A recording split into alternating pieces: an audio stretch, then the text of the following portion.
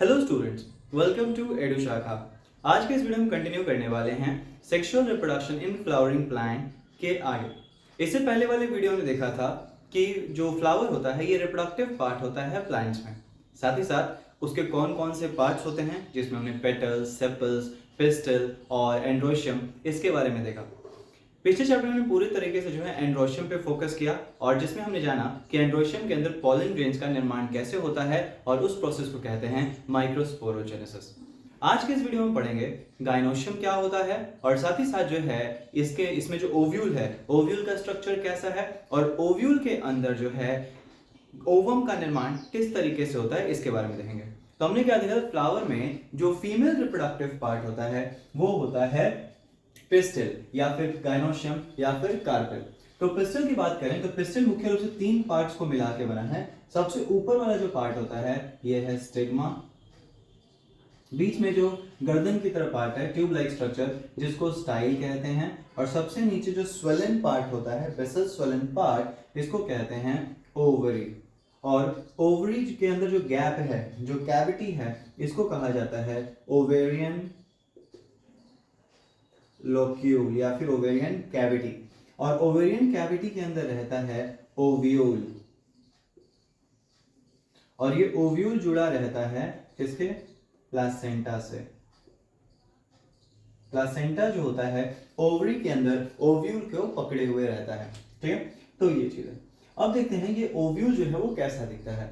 तो ovule mainly इस तरीके से दिखता है, जहां पे ये जो पार्ट है इसको कहते हैं फनिकल।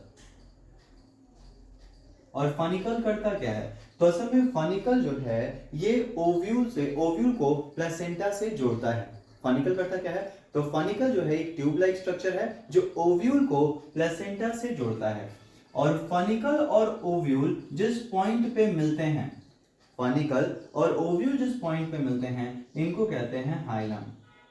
ठीक है, उसके अलावा ओव्यूल में हमें दीवारें देखने को मिलेंगी। जो आउटर वॉल होता है इसको कहते हैं आउटर इंटेगुमेंट, बाहरी दीवार को कहते हैं आउटर इंटेगुमेंट।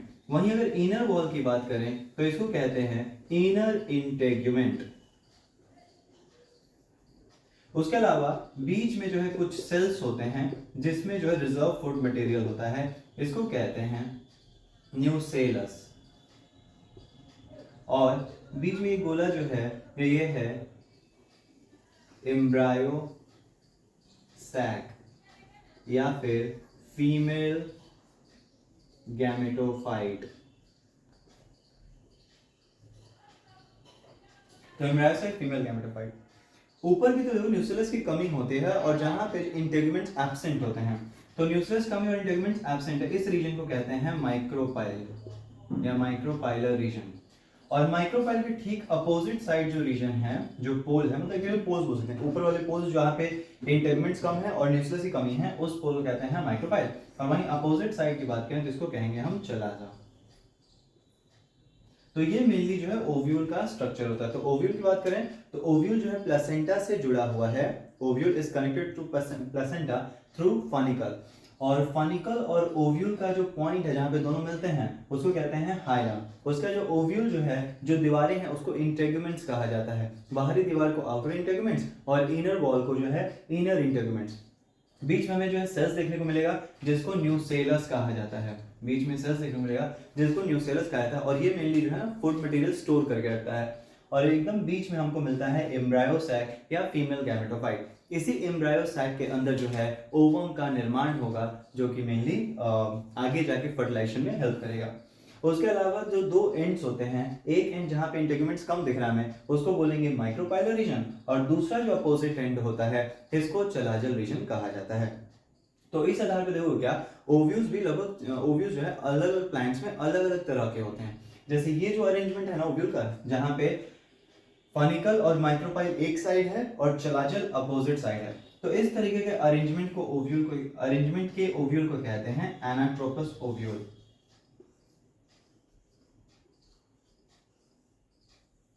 जो हमें ज्यादातर एंजियोस्पर्मिक प्लांट्स में देखने को मिलता है, एनाट्रोपस ओव्यूल। सिमिलरली क्या हो सकता है, जैसे कि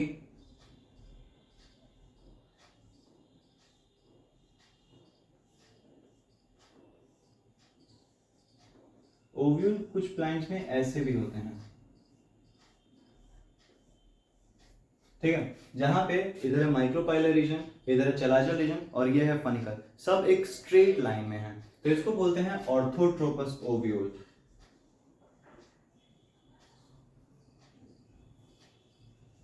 या फिर एट्रोपस। तो इस तरीके से हमें जो है 6 तरह के ओव्यूल्स देखने को मिलते हैं, लेकिन ये सबसे कॉमन है एनाट्रोपस ओव्यूल, जो ज्यादातर जो है एंजियोस्पर्मिक प्लांट्स में जो है पाया जाता है। तो ये ओव्यूल का स्ट्रक्चर हो गया। अब हम देखेंगे किस तरीके से फीमेल गैमेटोफाइट के अंदर जो है ओवम का निर्माण होता है उसके बारे में। तो आगे देखते हैं हम लोग जो है मेगास्पोरोजेनेसिस के बारे में। मेगास्पोरोजेनेसिस क्या होता है? देखिए, मेगास्पोरोजेनेसिस की बात करें तो ये वो प्रोसेस होता है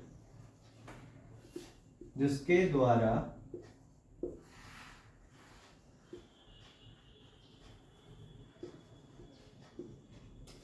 मेगास्पोर या फिर ओवम इज फॉर्म्ड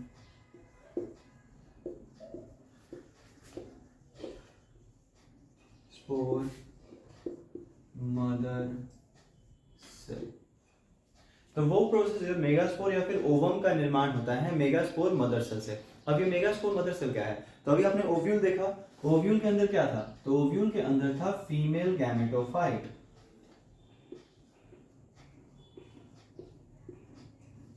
ये जो फीमेल गैमेटोफाइट होता है इसके अंदर जो है न्यूक्लियस है, ठीक है, और इसका प्लॉइडी की बात की जाए कि हैप्लॉइड है डिप्लॉइड है, तो ये रहेगा डिप्लॉइड, ठीक। तो ये जो फीमेल गैमेटोफाइट है धीरे धीरे मैच्योर हो जाएगा, और मैच्योर होगा, और मैच्योर होकर क्या बना लेगा? ये यही एक्ट करेगा एज मेगास्पोर मदर सेल। ये जो फीमेल गैमेटोफाइट है ये मैच्योर हो गया, और मैच्योर होकर बिहेव करता है as a female megaspore mother cell. अब इसके अंदर होगा मियोसिस डिवीजन। मियोसिस डिवीजन में क्या होता है? मियोसिस डिवीजन में होता यह है कि अगर ये 10 इसके पास क्रोमोसोम होंगे तो जाहिर सी बात है सेल जब डिवाइड करेगा तो इसमें 5 ही क्रोमोसोम जाएगा। तो इस तरीके से तो यहाँ पर एक सेल जो है मियोसिस डिवीजन के द्वारा जो है 4 गो सेल का निर्माण करता है। इसको बोलते हैं मेगास्पोर टेट्राड। एक सेल मियोसिस डिवीजन के ऐसे 4 सेल्स बने हुए हैं। मियोसिस में होता है क्या कि एक सेल से 4 सेल्स बनते हैं, साथ ही साथ क्रोमोसोम की संख्या आधी हो जाती है। तो यहाँ पे अगर 2n क्रोमोसोम है तो यहाँ पे कितना हो जाएगा? n हो जाएगा। तो मेगास्पोर टेट्राड में हमको आधा क्रोमोसोम देखने को मिलेगा। यहाँ पे अगर 10 क्रोमोसोम है तो यहाँ पे 5 ही क्रोमोसोम रहेगा। अब ये जो 4 सेल्स बने हैं ना, इन चारों सेल्स में से क्या होगा? 3 सेल्स ऐसे होंगे जो नष्ट हो जाएंगे, ठीक है। मेनली नेचर क्या करता है? नेचर जो है सिर्फ एक ही सेल को विकसित होने देगा, एक ही सेल को जो है डेवलप करने देगा। बाकी 3 सेल्स जो होते हैं वो नष्ट हो जाएंगे, वो डिजेनरेट कर जाएंगे, और इसमें से एक सेल जो है वो डिवीजन स्टार्ट करेगा, ठीक है। अब ये सेल कैसे डिवीजन स्टार्ट करेगा? तो ये शुरू करता है माइटोसिस डिवीजन। और माइटोसिस यहाँ पे ऐसा नहीं है कि न्यूक्लियस बटा फिर सेल बटा, लगातार नहीं होता है। पहले क्या होगा? पहले न्यूक्लियस डिवाइड करता चला जाएगा, 1 से 2 न्यूक्लियस, फिर जो है 2 से 4 न्यूक्लियस, फिर जो है 4 से 8 न्यूक्लियस का डिवीजन हो गया। तो इस तरीके से यहाँ पर जो है पहले न्यूक्लियस का बंटवारा हो जाता है। 1 न्यूक्लियस था, फिर 2 न्यूक्लियस हुआ, फिर 4 न्यूक्लियस, फिर 8 न्यूक्लियस। और जब 8 न्यूक्लियस हो जाता है ना, तब सेल का डिवीजन स्टार्ट होता है। और यहाँ पर हम क्या देखेंगे? यहाँ पे सेल का जो डिवीजन है कुछ इस तरीके से होता है। 3 सेल्स जो होते हैं वो एक साइड चले जाते हैं, ठीक है, 3 को न्यूक्लियस ऊपर चला गया, वो 3 न्यूक्लियस बन गया सेल। इन 3 सेल्स को बोलते हैं एंटीपोडल सेल्स, जो कि चलाजल साइड रहते हैं, ठीक है। अभी ओवल बात की था कि जो एक तरफ होता है माइक्रोपाइलर रीजन और दूसरी तरफ होता है चलाजल रीजन। तो 3 सेल्स चलाजल साइड जो है जाके खुद को अरेंज कर लेते हैं। न्यूक्लियस है ना, न्यूक्लियस सेल्स बना रहा है, तो पहले 3 न्यूक्लियस मिलकर 3 को सेल बना लिया, और 3 को जो न्यूक्लियस होता है वो आ जाता है माइक्रोपाइलर साइड। इधर है माइक्रोपाइलर साइड। तो ये जो 3 न्यूक्लियस जो माइक्रोपाइलर साइड होता है इसको एग अपैरेटस कहा जाता है। और इस एग अपैरेटस में क्या देखेंगे? 2 को जो नीचे की तरफ सेल है वो है सिनरगेट्स, और ऊपर जो बीच में एक सेल दिख रहा है इसको बोलते हैं एग सेल या फिर ओवम। ठीक है, और अब देखो टोटल 8 वो न्यूक्लियस था, इसमें से 3 ऊपर चला गया न्यूक्लियस, 3 नीचे आ गया, तो कुल मिला के हो गया 6 न्यूक्लियस, बच गया 2 न्यूक्लियस। 2 न्यूक्लियस जो है वो बीच में हो जाता है, ठीक है, एकदम सेंटर पार्ट में जो है, सेंट्रल ओव्यूल में जो है रहेगा। और ये दोनों न्यूक्लियस जो है ऐसा नहीं कि अलग अलग सेल बनाएंगे, बल्कि दोनों जो है एक ही सेल में अरेंज हो जाते हैं, तो ये दोनों मिलके जो है एक सेल का निर्माण करेंगे। इस सेल को कहा जाता है पोलर सेल या फिर पोलर न्यूक्लियाई। तो कुल मिला के यहाँ बात करें तो कै को सेल बन गया, तो यहाँ पर जो है 3 नीचे सेल है, 3 ऊपर सेल है और बीच में एक सेल, तो ये जो है 7 सेल। और साथ ही साथ अगर न्यूक्लियस गिने यहाँ पर तो न्यूक्लियस कितना था, तो न्यूक्लियस था 8 न्यूक्लिएट। तो एक मैच्योर फीमेल गैमेटोफाइट के अंदर 7 सेल होता है या फिर 8 न्यूक्लियस होता है। तो ये जो प्रोसेस है जिसके द्वारा मेगास्पोर मदर सेल से जो है गैमेटोफाइट का निर्माण हो रहा है, इसी पूरे प्रोसेस को हम बोलते हैं मेगास्पोरोजेनेसिस। और यहाँ पे हमारे जो 2 इंपॉर्टेंट है वो है एग सेल या फिर ओवम सेल। क्यों? क्योंकि यही एग सेल या ओवम सेल जो है फीमेल गैमेट की तरह काम करेगा और यही फ्यूज करेगा विद द पॉलन और जाइगोट का निर्माण करेगा। वहीं दूसरी तरफ बात करते हैं पोलर सेल या पोलर न्यूक्लियाई, तो ये भी हमारे लिए जरूरी है, क्योंकि जब जाइगोट बना तो जाइगोट को चाहिए भोजन, तो भोजन कहाँ से आएगा, तो पोलर न्यूक्लियाई जो है ये फ्यूज करेगा और बनाएगा एंडोस्पर्म, और यही एंडोस्पर्म जो है प्लांट्स में जो है एम्ब्रायो जाइगोट जो होगा ना, तो जाइगोट को भोजन देने का कार्य करेगा। जब एम्ब्रायो का निर्माण होगा तो उस दौरान जो पोलर सेल होता है यही भोजन देगा। ठीक है, तो ये पूरा प्रोसेस जो है ये मेगास्पोरोजेनेसिस कहलाता है। और फाइनली हमको देखने को क्या मिलता है, एक ऐसा गैमेटोफाइट जिसके अंदर 7 सेल है और 8 न्यूक्लियस जो है रहता है।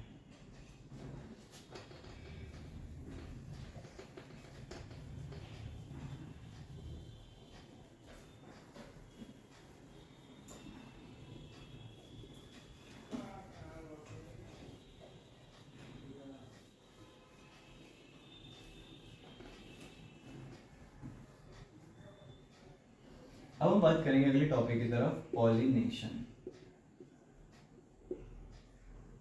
देखो ध्यान तो हमने बात किया था कि सेक्सुअल रिप्रोडक्शन में जो है कुछ इवेंट्स होते हैं। एक था प्री फर्टिलाइजेशन इवेंट, फिर पोस्ट फर्टिलाइजेशन इवेंट, और प्री फर्टिलाइजेशन, फर्टिलाइजेशन और पोस्ट फर्टिलाइजेशन इवेंट्स।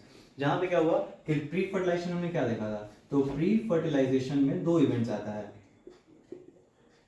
कौन कौन सा? एक होता है gamete formation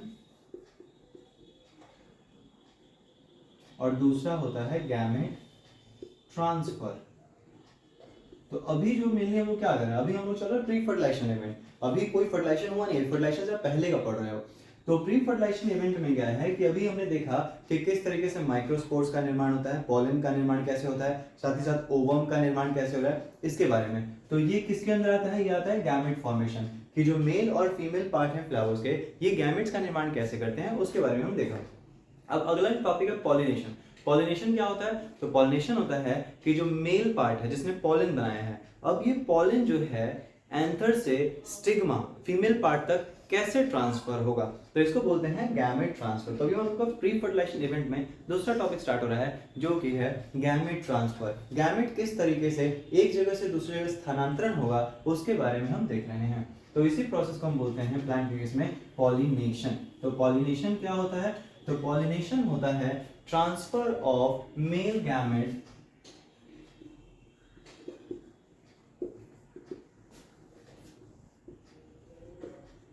from anther to stigma. तो पॉलिनेशन क्या होता है, तो पॉलिनेशन होता है transfer of male gamete from anther to stigma, इसी को बोलते हैं पॉलिनेशन। अब देखो पॉलिनेशन की बात करें तो ये कितने तरह का हो सकता है, तो पॉलिनेशन में एक होता है ऑटोगैमी। ऑटोगैमी की बात करें तो ऑटोगैमी क्या है, तो ऑटोगैमी होता है सेल्फ पॉलिनेशन। ऑटोगैमी होता है सेल्फ पॉलिनेशन। सेल्फ पॉलिनेशन का मतलब क्या हुआ, जैसे फ्लावर्स की हमने बात की थी, तो फ्लावर जो होता है ना यूनिसेक्सुअल हो सकता है, फ्लावर बाइसेक्सुअल हो सकता है। यूनिसेक्सुअल फ्लावर का मतलब क्या हो गया, वैसा फूल जिसमें या तो मेल रिप्रोडक्टिव पार्ट होगा या तो फीमेल रिप्रोडक्टिव पार्ट होगा, कोई एक ही रिप्रोडक्टिव पार्ट उपस्थित होगा, या तो एंड्रोशियम या तो गायनोशियम। और बाइसेक्सुअल फ्लावर क्या होता है? तो बाइसेक्सुअल फ्लावर वैसा होता है जिसमें दोनों ही रिप्रोडक्टिव पार्ट उपस्थित होते हैं, मेल रिप्रोडक्टिव पार्ट भी और फीमेल रिप्रोडक्टिव पार्ट भी होता है, तो इसको बाइसेक्सुअल फ्लावर्स बोलते हैं। तो बाइसेक्सुअल फ्लावर्स में क्या चांस होता है ना कि एक फूल का जो एंथर है उसी फूल के स्टिग्मा पर गिर जाएगा, तो ये आपस में ही पॉलिनेशन हो गया, तो इसी को बोलते हैं सेल्फ पॉलिनेशन या फिर ऑटोगैमी। तो ऑटोगैमी क्या होता है? Self pollination. और ये मेनली हमें किस में देखने को मिलेगा? तो ये मेनली हमें देखने को मिलेगा बाइसेक्सुअल फ्लावर्स में।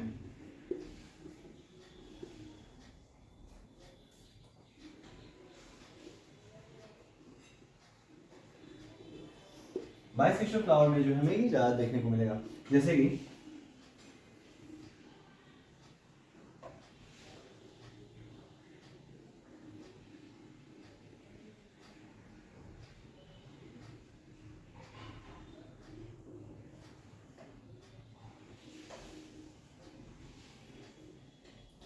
चाइना रोज था ना, अड़हुल का फूल, उसमें भी जो है बाइसेक्सुअल फ्लावर होते हैं। अब क्या होगा? ये है एंथर, एंथर के अंदर बना है पॉलन, तो यहां से पॉलन गिरा और अपने ही स्टिग्मा पे जो आके गिर गया, तो ये हो गया ऑटोगैमी या फिर सेल्फ पॉलिनेशन। देखिए कुछ फ्लावर्स होते हैं ना, कुछ प्लांट्स जो होते हैं वो दो तरीके के फूल प्रोड्यूस करते हैं, कुछ प्लांट्स दो तरीके के फूल प्रोड्यूस करते हैं। एक होता है चैस्मोगैमस, चैस्मोगैमस फ्लावर्स की बात करें तो ये कैसे होते हैं? तो ये वैसे फ्लावर्स होते हैं जो नॉर्मल फूल की तरह ही खिलते हैं, ठीक है।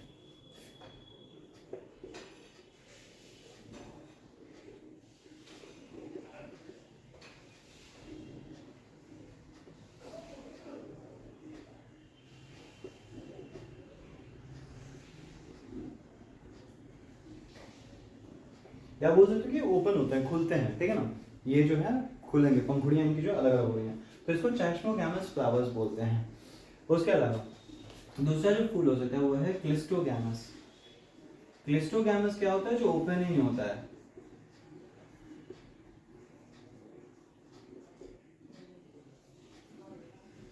चैस्मोगैमस फ्लावर्स कौन होते हैं? तो वैसे फ्लावर्स जो खुलते ही नहीं है, तो जाहिर सी बात है ये खिलेंगे नहीं, ये बंद रहेंगे, ठीक है। अब देखो क्लिस्टोगैमस जब खिलेंगे नहीं तो इनके अंदर क्या मोड होगा कि ये पॉलिनेट हो पाए? तो जाहिर सी बात है इनके अंदर दोनों ही मेल और फीमेल पार्ट है और वो आपस में ही पॉलिनेट कर जाएंगे, इनको बाहरी किसी भी मीडियम पे निर्भर रहने की जरूरत है ही नहीं, ठीक है। चैस्मोगैमस फ्लावर्स क्या होते हैं? खुलते हैं, तो जाहिर सी बात है ये आपस में भी फर्टिलाइज पॉलिनेट कर सकते हैं और नहीं तो दूसरे के साथ भी पॉलिनेट कर सकते हैं, क्योंकि जाहिर सी बात है पॉलन जब बाहर है तो हवा के द्वारा या किसी भी माध्यम से जो है उड़कर बाहर जा सकता है। लेकिन क्लिस्टोगैमस फ्लावर जो खुलता ही नहीं है तो इसमें तो फिर जाहिर सी बात है दूसरे मीडियम पे निर्भर रहेगा नहीं, वो आपस में ही पॉलिनेट करेगा। तो क्लिस्टोगैमस फ्लावर में हमको जो है सिर्फ और सिर्फ जो है ऑटोगैमी सेल्फ पॉलिनेशन ही देखने को मिलेगा। और दोनों ही तरह के फूल पाए जाते हैं, जैसे कोमेलिना में, एग्जाम्पल क्या हो जाएगा इसका? कोमेलिना,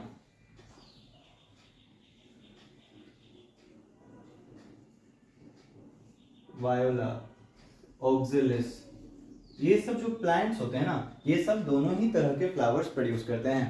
चैस्मोगैमस फ्लावर्स प्रोड्यूस करते हैं, क्लिस्टोगैमस फ्लावर्स भी प्रोड्यूस करते हैं। चैस्मोगैमस फ्लावर्स जो दूसरे फ्लावर की तरह खुलता है, क्लिस्टोगैमस फ्लावर जो खुलेगा नहीं, जो बंद रहता है मेनली, ठीक है। तो कोमेलिना, वायोला, ऑक्सिलिस, ये सब जो प्लांट्स होते हैं ये दोनों ही तरह के फ्लावर्स प्रोड्यूस करते हैं और ये शो करेंगे ऑटोगैमी। तो पहला हमारा पॉलिनेशन प्रकार है, टाइप है ऑटोगैमी। अगले टाइप की बात करें तो ये है जिटनोगैमी।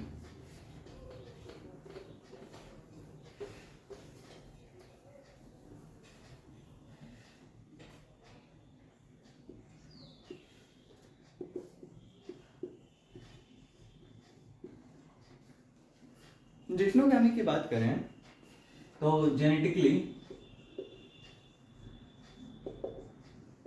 ये सेल्फ पॉलिनेशन है,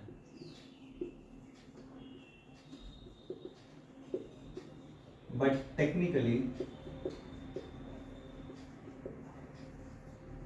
ये क्रॉस पॉलिनेशन है।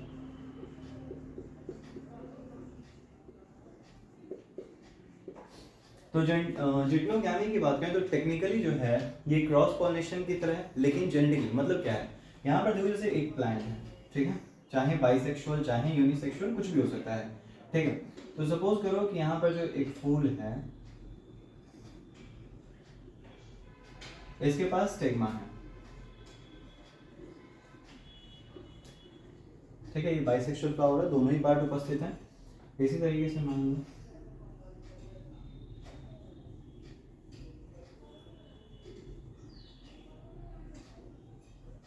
अब यहाँ पे क्या हुआ, जैसे इसका जो एंथर है ना इसके स्टिग्मा पे नहीं गिरा, बल्कि इसका एंथर उड़ के गया हवा के द्वारा या इंसेक्ट के द्वारा और दूसरे फ्लावर के स्टिग्मा पर गिर गया। तो यहाँ पर क्या हुआ, एक फूल से दूसरे फूल में जो है एंथर का ट्रांसफर, पॉलन का ट्रांसफर हुआ है। पॉलन ग्रेन्स जो हैं, जो मेल गैमेट है वो एक फूल से दूसरे फूल पे गया है, लेकिन क्या ये दोनों फूल अलग अलग प्लांट पे हैं? नहीं, ये दोनों फूल जो है एक ही प्लांट पे है। तो इस तरह का पॉलिनेशन जहां पर एंथर जो पॉलन जो है वो एंथर टू स्टिग्मा पे ट्रांसफर होता है, बट एक फूल का दूसरे फूल पे, लेकिन ये दोनों फूल सेम प्लांट पे होते हैं, तो इसको बोलते हैं हम लोग जिम्नोगामी। तो हम क्या बोल सकते हैं, transfer of pollen from anther of one flower to stigma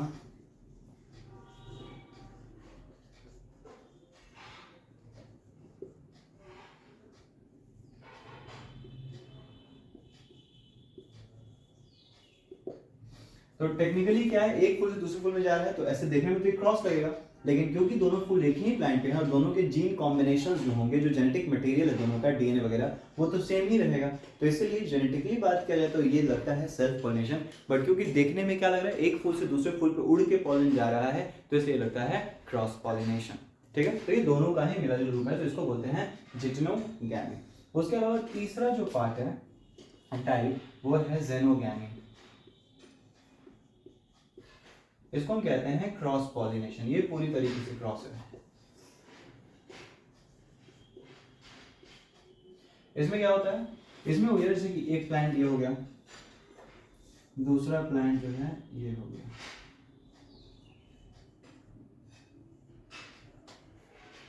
यहां पर इसका जो एंथर है वो उड़ के आ गया इस पर, इसका एंथर उड़ के आ गया इस पर। तो एक फूल का एंथर दूसरे फूल पे आया है, लेकिन दोनों ही फूल अलग अलग प्लांट्स पे हैं, तो इसको बोलते हैं जेनोगैमी या क्रॉस पॉलिनेशन। तो ये क्या होता है,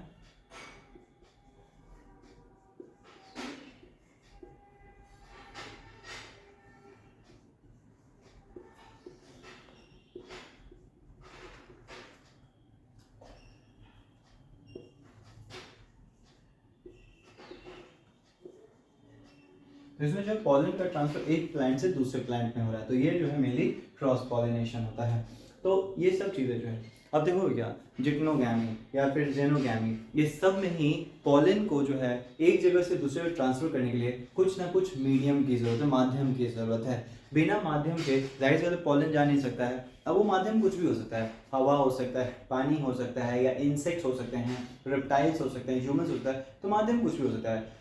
तो ये जो माध्यम होता है, जो मीडियम है, जो पॉलन को एक फ्लावर से दूसरे फ्लावर तक ले जा रहा है, इसी मीडियम को कहते हैं पॉलिनेटर्स। तो पॉलिनेटर्स क्या होता है, तो पॉलिनेटर्स का मतलब हो गया मीडियम या फिर एजेंट्स जो हेल्प करते हैं पॉलन ग्रेन के ट्रांसफर में। ये पॉलन ग्रेन को एक जगह से दूसरी जगह पहुंचाने में जो है सहयोग करते हैं, तो इनको पॉलिनेटर्स कहा जाता है।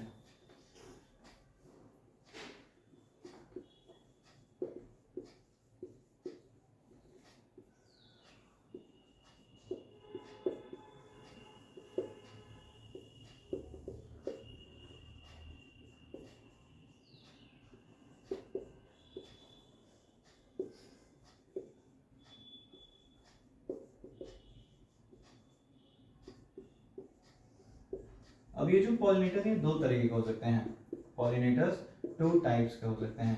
कौन कौन से, कुछ पॉलिनेटर्स होते हैं नॉन लिविंग, तो जो नॉन लिविंग पॉलिनेटर्स होते हैं उनको एबायोटिक फैक्टर्स कहा जाता है। एबायोटिक में दो चीज़ें आती हैं, एक तो हो गया विंड हवा, और दूसरा हो जाता है पानी वाटर। वहीं दूसरी तरफ बात करें तो दूसरा जो हो गया लिविंग ऑर्गेनिज्म जो कि हेल्प करता है पॉलिनेटर्स, उसको बोलते हैं बायोटिक फैक्टर। तो जो लिविंग ऑर्गेनिज्म, एबायोटिक हो गया नॉन लिविंग, और बायोटिक हो जाता है लिविंग ऑर्गेनिज्म। जैसे कि कुछ भी हो सकता है, birds, insects, bats, reptiles, humans etcetera. तो ये सब जो है बायोटिक फैक्टर्स में आते हैं, ठीक है। तो पॉलिनेटिंग एजेंट्स जो होते हैं दो तरह के होते हैं, एबायोटिक एजेंट्स या फिर non living agents. Non living agent जिनमें जान नहीं है, जैसे कि विंड, वाटर, ये सब जो नॉन लिविंग एजेंट्स हैं। वहीं अगर बात करते हैं बायोटिक के बारे में, तो birds, insects, bats, reptiles, humans, ये सब जो हैं लिविंग फैक्टर्स होते हैं, ये सब बायोटिक फैक्टर्स होते हैं। अब क्या देखोगे, जो प्लांट्स नॉन लिविंग चीज़ों के द्वारा पॉलिनेट हो रहे हैं, नॉन लिविंग सब्सटेंस के द्वारा पॉलिनेट होते हैं, उनमें जो फ्लावर्स होते हैं ना, वो उतने अट्रैक्टिव नहीं होते हैं। क्यों? क्योंकि देखो क्या, मेनली जो विंड है, जो वाटर है, इसको अट्रैक्ट करने की जरूरत नहीं है, ये तो अपने आप ही चीज़ों को एक जगह से दूसरी जगह ले जाएगा। तो जाहिर सी बात है, ये जो फ्लावर्स होते हैं जो एबायोटिक फैक्टर्स के द्वारा पॉलिनेट होते हैं, वो उतने अट्रैक्टिव नहीं होते हैं, उतने सेंटेड नहीं होते, सेंटेड मतलब खुशबू उसमें उतनी नहीं होती है, तो ये सब चीज़ें। वहीं जो फ्लावर्स बायोटिक फैक्टर्स के द्वारा पॉलिनेट होते हैं, इनमें क्या देखोगे, ये कलरफुल होते हैं, ये जो है मेनली इनके अंदर जो है सेंट प्रोड्यूस होता है, खुशबू। उसके अलावा कुछ फ्लावर्स तो ऑर्डर प्रोड्यूस करते हैं, बदबू, ठीक है। वो बदबू जैसे मॉथ वगैरह जो पॉलिनेट करता है, तो उसमें ऑर्डर जो है वो अहम भूमिका निभाता है, बदबू जो है अहम भूमिका निभाता है। उसके अलावा जो है नेक्टर प्रोड्यूस करता है। नेक्टर क्या होगा, तो नेक्टर मेनली जो है, जैसे शहद नहीं बनता है तो नेक्टर को से ही शहद बनाया जाता है, तो नेक्टर हो गया। तो ये सब जो है बायोटिक फैक्टर्स के जो फूल होते हैं, बायोटिक फैक्टर्स के द्वारा पॉलिनेट होने वाले जो फूल होते हैं, वो प्रोड्यूस करते हैं। तो दोनों ही फैक्टर्स के द्वारा जो फ्लावर्स पॉलिनेट हो रहे हैं, उनमें हमें अलग अलग कुछ कैरेक्टर्स देखने को मिलेगा, जिनकी हम देखेंगे। तो मेनली क्या देखो, जैसे कि अगर बात किया जाए विंड के द्वारा जो पॉलिनेट होता है,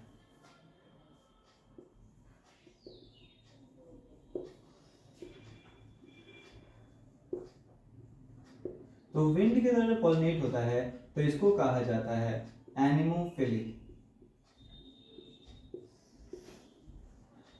विंड के द्वारा जो पॉलिनेशन होता है, तो इसको कहते हैं एनिमोफिली।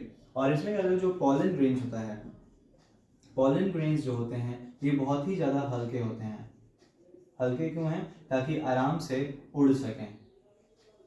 साथ ही साथ नॉन स्टिकी होते हैं, मतलब उतने चिपचिपा नहीं रहेंगे, ठीक है। तो जो पॉलन ग्रेन्स होता है वो लाइट होता है, हल्का होता है और नॉन स्टिकी होता है। वहीं दूसरी तरफ बात करें हम लोग जो है स्टिग्मा, तो स्टिग्मा जो होता है ये लार्ज होता है, बड़ा, फेदरी है। फेदरी मतलब उसमें छोटे छोटे होते हैं हेयर लाइक स्ट्रक्चर, ताकि इस पॉलन को चिपका सके अपने में, तो फेदरी होता है। उसके अलावा जो स्टिकी होता है, ताकि इस पे आराम से पॉलन आकर जो है चिपक जाए। तो यहाँ पर जो है पॉलन रेज जो उतने लाइट होते हैं, नॉन स्टिकी होते हैं। उसके अलावा स्टिग्मा की बात करें तो लार्ज, फेदरी, उसके अलावा स्टिकी स्टिग्मा प्रोड्यूस करता है। तो ये सब हमें यहाँ पे देखने को मिलेगा। फ्लावर्स उतने अट्रैक्टिव, कलरफुल नहीं होते हैं, ठीक है, ये चीज़। और विंड की तरफ पॉलिनेट ज़्यादातर कौन होता है, तो एग्जाम्पल इसका होता है ग्रासेस। जो ग्रासेस होते हैं वो ज़्यादातर विंड्स के द्वारा जो है पॉलिनेट होते हैं। मोनोकॉट या फिर ग्रासेस, ये सब जो है विंड के द्वारा पॉलिनेट होते हैं, ओके।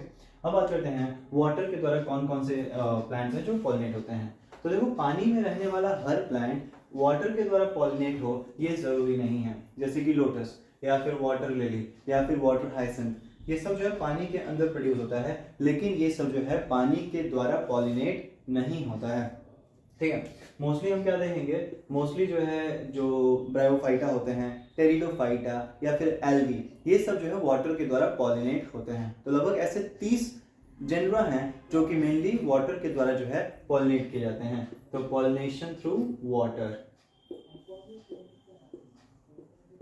और जब वाटर के द्वारा पॉलिनेट होता है तब कहा जाता है इसको हाइड्रोफिली।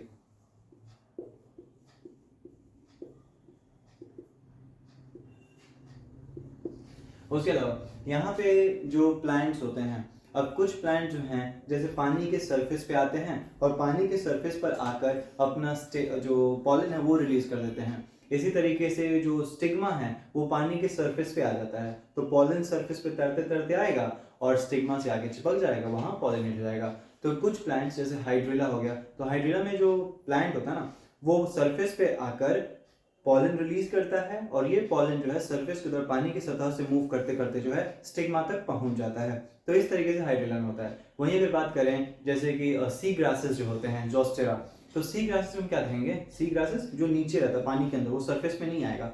तो जो सबमर्ज प्लांट है, जो पानी के अंदर है, उनमें क्या होता है, तो उनमें जो पॉलन है वो पानी के अंदर ही रिलीज कर दिया जाता है और वो पॉलन जो है पहुंचेगा तैरते हुए स्टिग्मा तक और वहां पर जो पॉलिनेट हो जाएगा। तो वेलिसनारिया, हाइड्रिला, इन सब में हमें क्या देखने को मिलेगा, इन सब में देखने को मिलेगा वाटर सरफेस पे पॉलिनेशन होता है। ठीक है,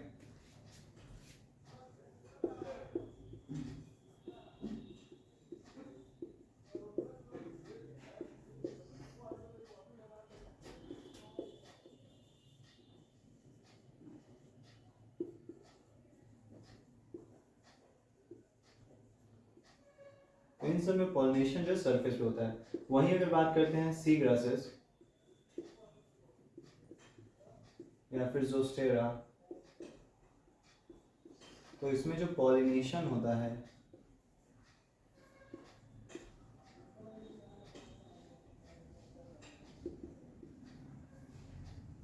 पानी के अंदर होता है। उसके अलावा इनके जो पॉलन्स होते हैं ना, इस पे जो एक म्यूसिलेज कोटिंग होती है, बोल सकते हो क्या, एक मिली जब वेस्लिन होता है, वेस्लिन की तरह इस पे कोटिंग होगी जो इनको बचा के रखता है किसी भी पानी के प्रभाव से। तो कहीं ना कहीं जो ये पॉलन को सुरक्षित रखता है। तो ये चीज़ है, क्या ध्यान रखिएगा, पानी की तरह जो पॉलिनेशन इसको हाइड्रोफिली बोलते हैं, विंड की तरह पॉलिनेशन हुआ एनिमोफिली बोलेंगे। उसके अलावा जो यहाँ पे हर पानी में रहने वाला जो प्लांट है, जरूरत नहीं है कि वो वाटर के द्वारा ही पॉलिनेट होगा, बल्कि कुछ प्लांट्स जो होते हैं वो विंड या फिर जो है इंसेक्ट्स द्वारा पॉलिनेट होते हैं। जैसे कि लोटस, लोटस की बात करें तो लोटस जो होता है ये इंसेक्ट के द्वारा, विंड के द्वारा पॉलिनेट होता है। वाटर हाइसिंथ में भी सेम यही चीज़ है। तो इस तरीके से पानी में रहने वाला हर जीव जो है वो पानी के द्वारा ही पॉलिनेट हो, ये जरूरी नहीं है।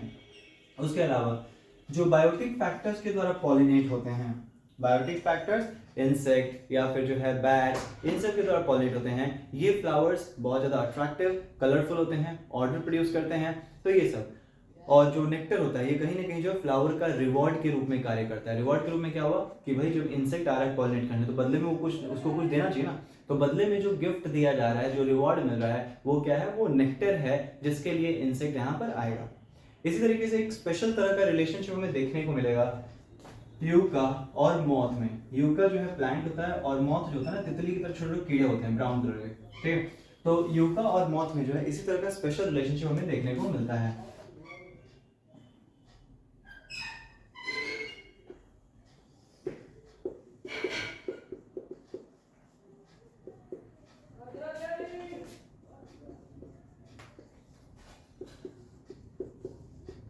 सिम्बायोटिक रिलेशन का मतलब क्या होता है, सिम्बायोटिक रिलेशन का मतलब हुआ जहां पे दोनों ऑर्गेनिज्म साथ में हैं और एक दूसरे को बेनिफिट मिल रहा है, दोनों से ही एक दूसरे को लाभ मिल रहा है। तो इस तरह के रिलेशनशिप को कहते हैं सिम्बायोटिक रिलेशनशिप। यूका प्लांट है और मोथ जो होता है तितली की तरह ही इंसेक्ट होता है। ठीक है, तो इसमें क्या होता है, जो मोथ है ना, ये क्या करता है, जो एग पेरिस फीमेल गैमेटोफाइट, उसमें जो है ये अपने अंडा जो है वो ले करता है। ठीक है, ये अपना अंडा देता है कहाँ पर, फ्लावर के अंदर। ठीक है, और जब तक अंडा हैच नहीं कर रहा है तब तक जो है वो फ्लावर के अंदर रहता है। फिर अंडा हैच कर गया तो वहां से जो इंसेक्ट्स होते हैं वो बाहर आ जाते हैं। तो इस तरीके से मॉथ अंडा देता है फ्लावर के अंदर और बदले में क्या करता है यूका के लिए। अब मान लो फ्लावर जो अपना जगह दे रहा है कि चलो अंडा रखो, तो इसके बदले में इंसेक्ट क्या करेगा, तो इसके बदले में इंसेक्ट करता यह है कि ये जो है पॉलिनेशन में सहयोग करता है। ये जो है इसका पॉलन ग्रेन को ट्रांसफर करता है एक फ्लावर से दूसरे फ्लावर में। तो इस तरीके से दोनों के दोनों जो है यूका और मॉथ जो है ये एक दूसरे को सपोर्ट करते हैं और अपने जीवन को जीते हैं। ठीक है, यहाँ पे क्या हो रहा है, मॉथ जो है ये एग लेइंग के लिए, अंडा रखने के लिए जो है कहीं ना कहीं यूका प्लांट का इस्तेमाल करता है, इसके फ्लावर में जो है अंडे को रखता है और फिर जब अंडा हैच कर जाएगा तो उसका काम हो गया। अब बदले में मॉथ क्या करेगा, तो ये जो है पॉलिनेशन में सहयोग करेगा, यूका प्लांट का जो पॉलन होंगे उनको ट्रांसफर करता है। इसी तरीके का रिलेशनशिप अमोर्फोफैलस, अमोर्फोफैलस की बात करते हैं तो ये one of the largest flower है।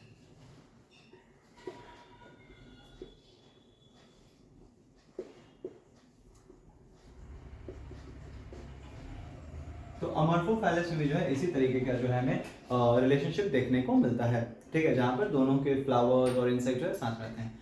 जो मॉथ है, बिटल्स होते हैं, ये लोग जो है ना फाउल ऑर्डर से अट्रैक्ट हो जाते हैं। बिटल्स वगैरह, फाउल ऑर्डर मतलब क्या है, बदबूदार। तो ये जो है मेनली जो है बदबू से अट्रैक्ट होते हैं और पॉलिनेट करने में जो है सहयोग देते हैं। अगर इंसेक्ट्स के द्वारा पॉलिनेट होता है तो इसको बोलते हैं एंटेमोफिलिक।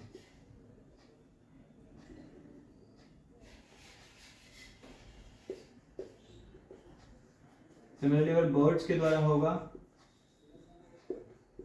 ऑर्निथोफिली, अगर एंट्स के द्वारा होता है मियर्मिकोफिली, अगर बैट्स के द्वारा होता है काइरेप्टेरोफिली, अगर ह्यूमंस के द्वारा पॉलिनेट होता है एंथेरोफिली।